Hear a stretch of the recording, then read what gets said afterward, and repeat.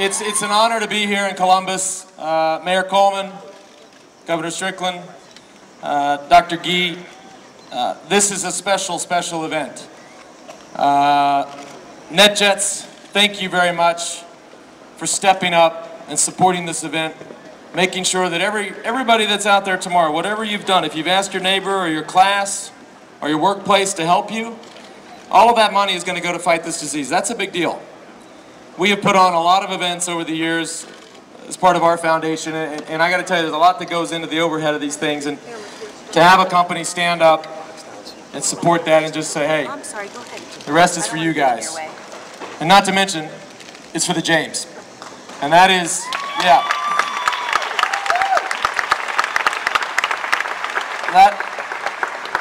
That is not just your corner hospital or your corner oncology shop. This is one of the leading hospitals in the world. And I've had the honor and pleasure of being on the President's Cancer Panel for many years and listening to testimony from doctors and researchers and scientists from this hospital, and I can tell you it's truly world class. So when we pedal tomorrow, you can think about them, you can think about the work that's going on there, you can think about your loved ones, think about your friends or family, whoever's affected by this disease, which in fact is everybody that we know. 1 in 2 men, 1 in 3 women. The trick about this disease, and I get asked all the time, and I hear stories all the time about the 42-year-old woman that walks into her doctor after she's been diagnosed with breast cancer and says, I want Lance Armstrong's drugs. But the only problem is that Lance Armstrong had testicular cancer, so you don't want his drugs. So people sometimes don't understand this disease. It's a very complicated disease. It's one word and hundreds of illnesses. So they'll all be treated differently and cured differently and researched differently, and we have to understand that, and there will be successes along the way. There might be a guy that overcomes this disease and wins the Tour de France 7 times. There might be somebody, maybe. But in and amongst this fight, we call it the Cancer Continuum, and the first step of that is prevention. They'll tell you that half of all cancers are preventable. Let's make sure that happens first and foremost. Second step is screening and early detection. Just to give you an example, of the 57,000 deaths every year in the United States of America from colon cancer, every single one of them is curable and preventable if we catch that disease early. That's got to happen in the United States.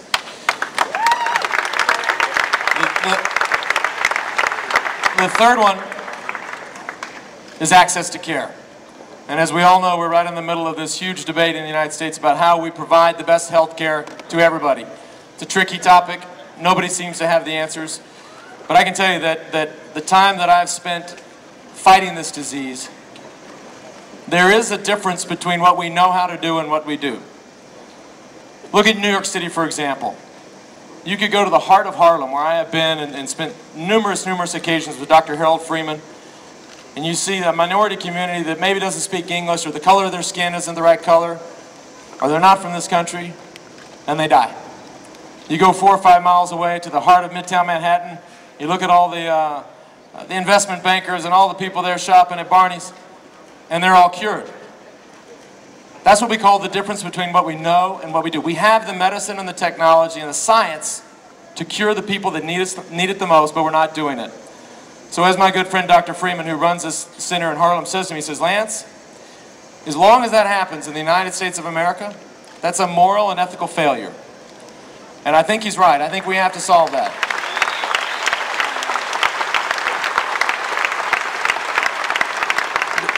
The fourth step of the continuum, and there's 6, we're almost there. Fourth is scientific research. And that's what this is all about. Just so you know, up until the last, maybe it'll change under this administration, but under previous administrations, they have actually shrunk the budget at the National Cancer Institute. Shrunk it. It's the #1 killer in the United States of America. 1,500 Americans every day, and they have taken money and resources away from it. So how do we reverse that? How do we solve that? Well, guess what? Look around. That's how we're going to solve it. Bike rides like tomorrow.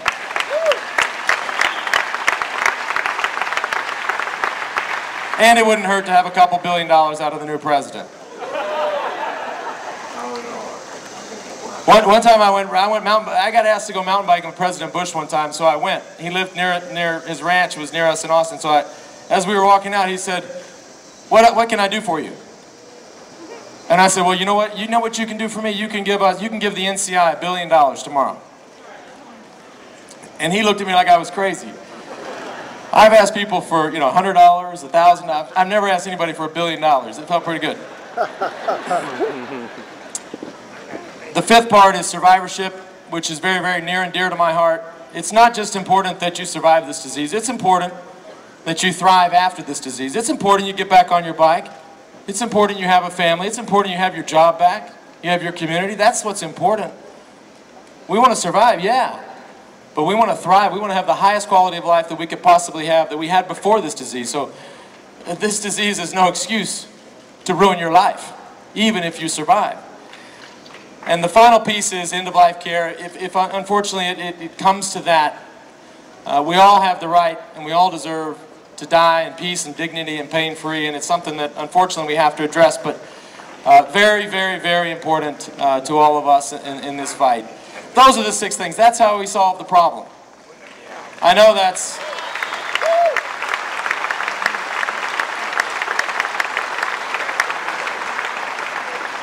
I know it's more complicated than that, but I think it's an exciting time. And I think if you walked into a place like the James and you asked the researchers walk in the halls and you said, hey, what's going on? Literally, what's going on? How are we doing? They would tell you it's an amazing time. They would tell you that now is the time to fuel this thing, to put fuel on this fire, to give us the resources and the money and the morale that we need. And so from one cancer survivor to, I'm sure, thousands more, I thank you. I thank you for being here. I thank you for doing 2 things. I was thinking about that. I was riding my bike this morning. I was like, why am I going there? And I said, I was in my mom's house in Plano, which I was glad to leave there because you never like where you grow up. But I said to myself, and not in a bad way, I just said, why am I going up there on my bike? I said 2 things. I said, number 1, I like to ride my bike. And number 2, I hate cancer. And that's why I'm going up there.